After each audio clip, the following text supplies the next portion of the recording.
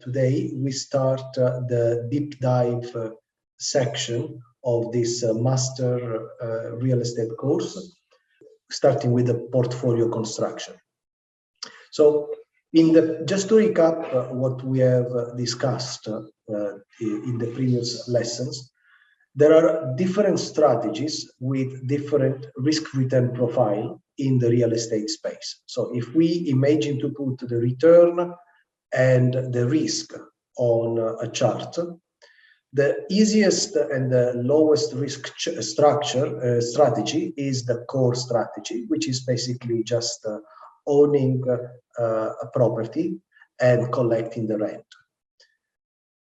The core plus strategy involves actively managing that property, especially when there is some vacancy. The value add strategy is about refurbishing and repositioning properties, so higher risk and higher returns.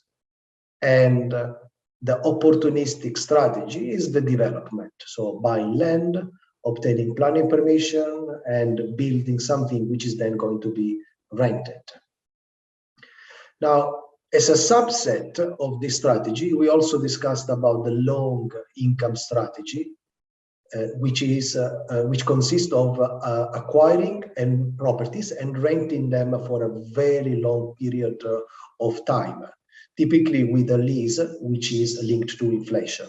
And then if we add leverage to that strategy, we talked about the long income plus strategy, which is supposed to deliver a higher return of long income.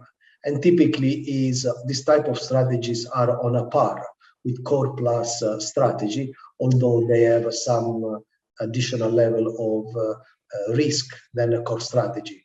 But private investors like this because they generate a lot of cash distributions. Now, the question is, how do we build a portfolio to implement a strategy?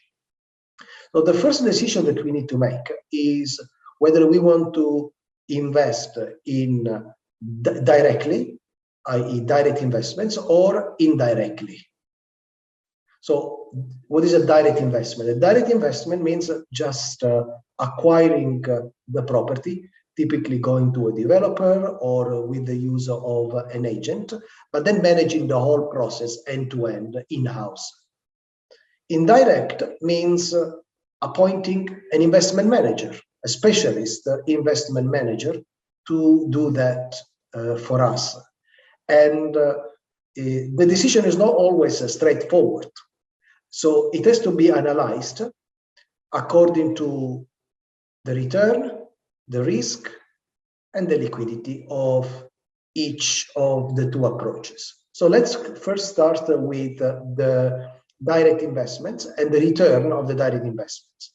Well, of course, because we are not paying a management fee to a third party, the return is higher because the investment is cheaper. Also, it enables us to actively manage the asset, especially if we have our in-house team, to extract maximum value from a specific asset. And usually, when we manage directly the property, it's very easy to obtain leverage against that property. So if, for example, we are implementing a strategy which tries to maximize the return or enhance the return with the use of leverage, it's much easier to borrow against an asset that you own as opposed to borrowing against a fund, for example. Now, when it comes to risks, the direct investments are riskier than the indirect investments because, by definition, they are highly concentrated into one or two or three assets. To have a proper diversification in a portfolio, the portfolio has to be very large. I would say 500 million, $1 billion. That is where a proper diversification starts. Of course, the leverage magnifies the losses. So if we have decided to leverage the investment and there is a loss, that loss will have, on a percentage basis, a higher impact on our equity. And there is a key man risk.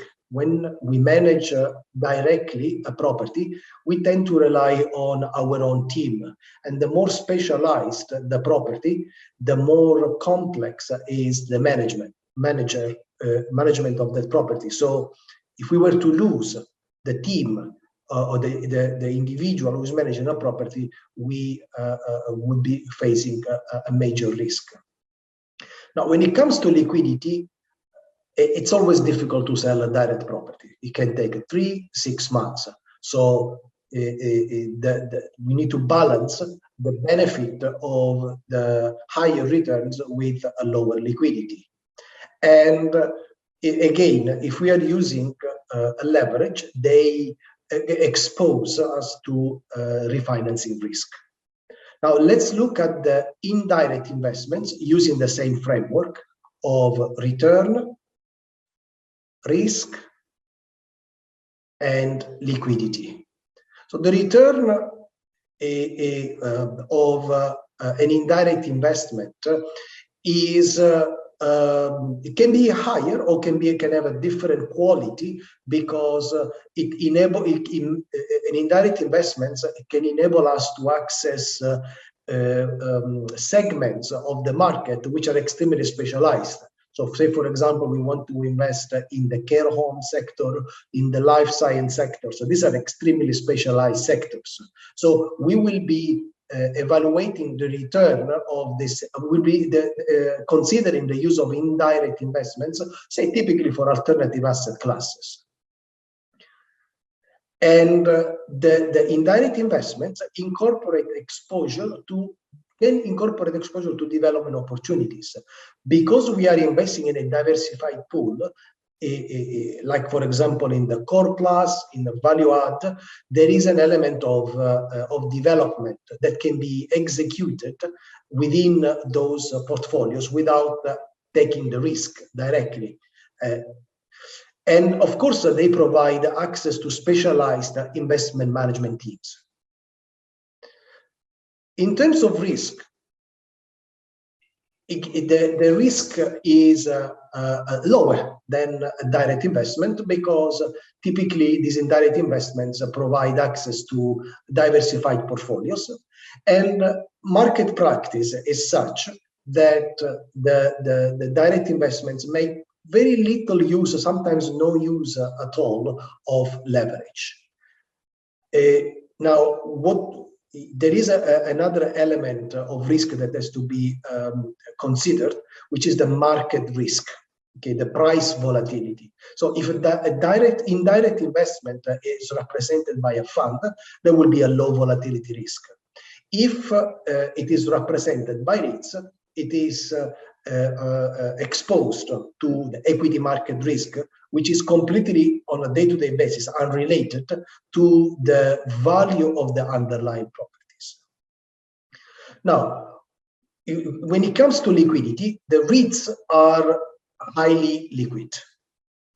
The funds have typically redemption windows, and the liquidity is actually worse than the direct investment. Or in a direct investments, to exit, typically you sell the entire property, and it will take you 3 to 6 months to sell the entire property. To get out of a fund, it might take even 2 to 3 years.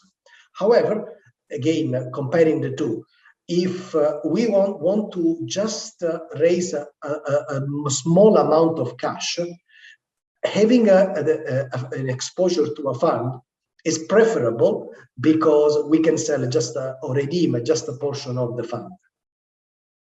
Now, I found this chart extremely interesting, because it shows that when it comes to indirect investments, whether we select the listed or unlisted route over a long period of times, we tend to receive similar returns. So in this chart, I've compared in the black line